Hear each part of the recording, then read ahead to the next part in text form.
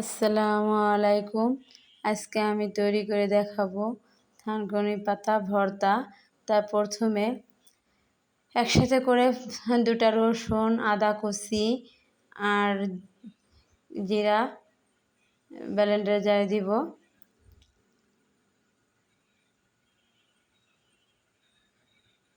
এখানে 1 চামচের মতন জিরা দিব, দিয়ে দেব থানকুনি পাতা। আমি সমস্ত উপকরণ একসাথে করে ব্লেন্ডার করে নিয়ে আসব।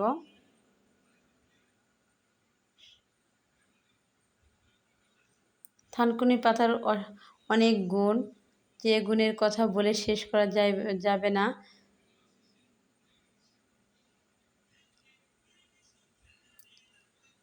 দিয়ে দিলাম মরিচ,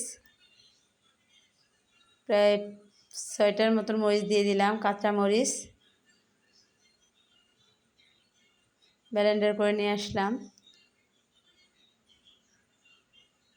দেখেন এটা একবারে ফিনিশিং করে নিয়ে আসছি। চুলায় চলে আসলাম, দিয়ে দেব তেল।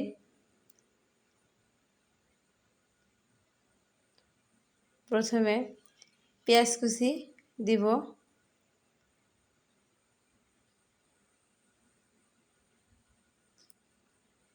আমি পেঁয়াজ ভেজে নিব,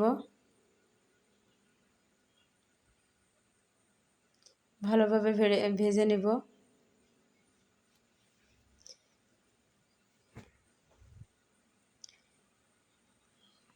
আমি পেঁয়াজ ভেজে নিয়েছি, এখন দিয়ে দেব থানকুনি পাতা।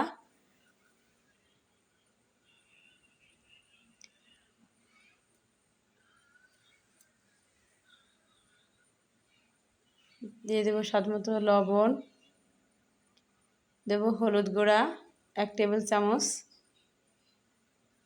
দেব শুকনা মরিচের গুঁড়া। আপনারা এখানে আপনাদের ঝাল অনুসারে আপনারা খাবেন, যার যেরকম ঝাল খেতে পছন্দ করেন তারা সেরকম দিয়ে খাবেন।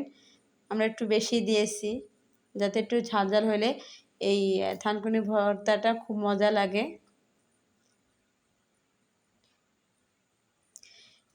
এই থানকুনি ভর্তাটা অনেক উপকারী, স্মৃতিশক্তি বৃদ্ধি করে, খেতেও দুর্দান্ত।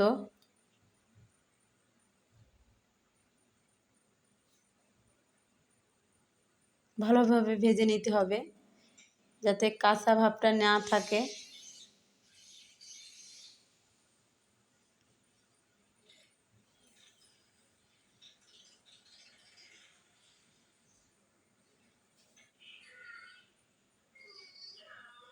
ঢেকে দেব।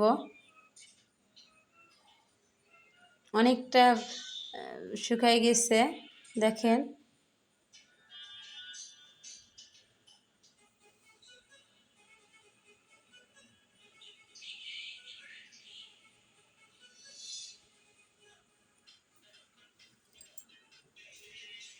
আবার এই করে আমার ভাজা প্রায় শেষ।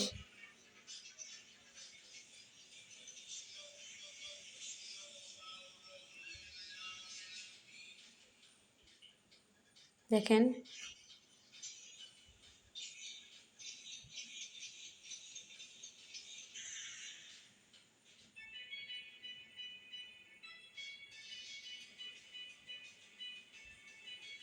আমার প্যানটায় লেগে যাচ্ছিল,